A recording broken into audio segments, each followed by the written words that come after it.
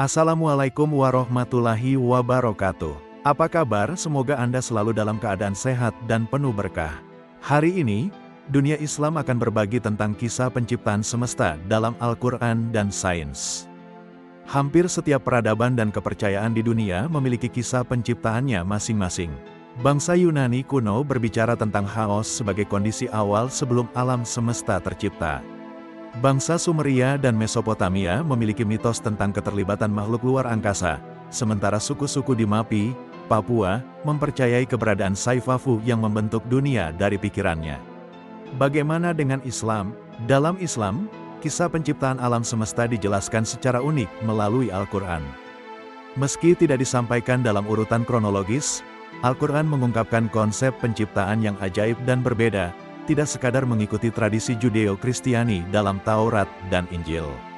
Mari kita telusuri tahap-tahap penciptaan alam semesta sebagaimana dijelaskan dalam Al-Quran. Awal penciptaan, pemisahan langit dan bumi. Al-Quran memulai kisah penciptaan dengan konsep pemisahan langit dan bumi dari suatu kesatuan. Bahwasanya langit dan bumi itu keduanya dahulu adalah suatu yang padu, kemudian kami pisahkan antara keduanya. Quran Surat Al-Anbiya ayat 30. Kata, memisahkan, di sini menggambarkan proses seperti penguraian benang dari satu kain, sebagaimana diterjemahkan dalam bahasa Inggris dengan kata unweaving atau unravel. Teori astronomi modern mendukung narasi ini melalui teori ledakan besar, Big Bang, yang menjelaskan bahwa alam semesta bermula dari ledakan sebuah noktah kecil dengan massa sangat besar sekitar 15 miliar tahun lalu. Langit sebagai asap, awal pembentukan benda langit. Setelah pemisahan awal, Al-Quran menggambarkan langit sebagai asap, kemudian dia menuju kepada penciptaan langit dan langit itu masih merupakan asap, lalu dia berkata kepadanya dan kepada bumi, datanglah kamu keduanya menurut perintahku dengan suka hati atau terpaksa. Keduanya menjawab, kami datang dengan suka hati atau terpaksa. Keduanya menjawab, kami datang dengan suka hati. Quran Surat Fussilat ayat 11. Narasi ini selaras dengan temuan ilmu pengetahuan modern.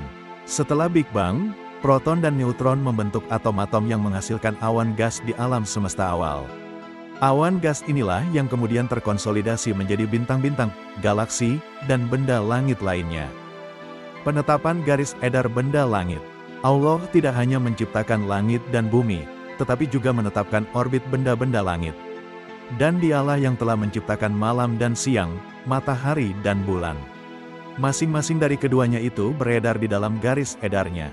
Quran Surat Al-Anbiya ayat 33. Penemuan astronomi modern menunjukkan bahwa benda-benda langit, termasuk matahari, bergerak dalam orbitnya. Matahari, misalnya, mengelilingi pusat galaksi Bima Sakti dengan kecepatan sekitar 250 km per detik dan membutuhkan 225 hingga 250 juta tahun untuk satu putaran penuh. Fakta ini mencerminkan keselarasan antara sains dan wahyu. Penciptaan kehidupan, dari air segala sesuatu bermula. Al-Quran menegaskan bahwa kehidupan berasal dari air, dan dari air kami jadikan segala sesuatu yang hidup. Quran Surat Al-Anbiya ayat 30. Makhluk hidup kemudian tersebar di langit dan bumi, sebagaimana dijelaskan dalam Quran Surat Asy-Syura ayat 29. Prof. Quraisy Shihab menjelaskan bahwa istilah dabah dalam Al-Quran mengacu pada makhluk organik, dari mikroorganisme hingga binatang besar. Teori ilmiah modern mendukung ini dengan menyebutkan bahwa kehidupan kemungkinan bermula di dasar laut melalui proses energi elektrik, seperti yang dihipotesiskan oleh peneliti NASA. Banyak dunia, konsep multiverse dalam Al-Quran.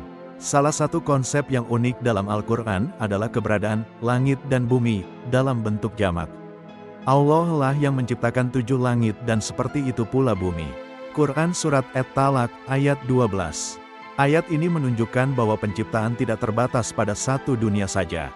Frasa, Rabil, Alamin, dalam surat Al-Fatihah juga merujuk pada Tuhan dari semua dunia-dunia, mengisyaratkan keberadaan multiverse. Proses berkelanjutan, perluasan alam semesta.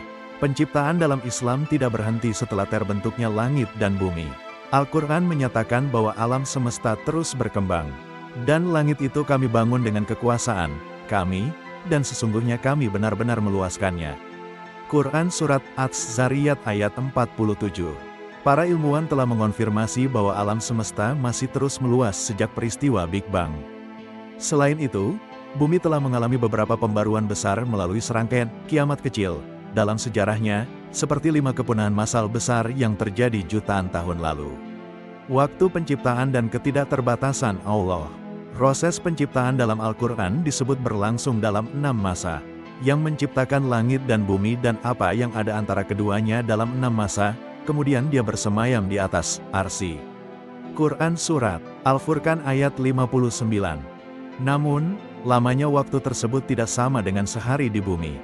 Ayat lain menjelaskan, sesungguhnya sehari di sisi Tuhanmu adalah seperti 1000 tahun menurut perhitunganmu. Quran Surat Al-Hajj ayat 47. Berbeda dengan mitos penciptaan lain, Al-Quran tidak menyebut Allah beristirahat setelah penciptaan. Sebaliknya, kisah penciptaan dalam Islam tidak hanya menawarkan perspektif teologis, tetapi juga mencerminkan harmoni yang menakjubkan antara wahyu dan ilmu pengetahuan. Al-Quran menekankan keajaiban alam semesta, mendorong manusia untuk merenungi kebesaran Allah sekaligus mengeksplorasi alam semesta melalui sains. Konsep penciptaan ini menginspirasi iman sekaligus mengundang rasa ingin tahu intelektual tentang hakikat penciptaan dan keberadaan manusia di alam semesta yang luas ini. Salur wakaf Anda di sini. Bank BRI 06690100139837. Atas nama Yayasan Wakaf Khaira Zadina.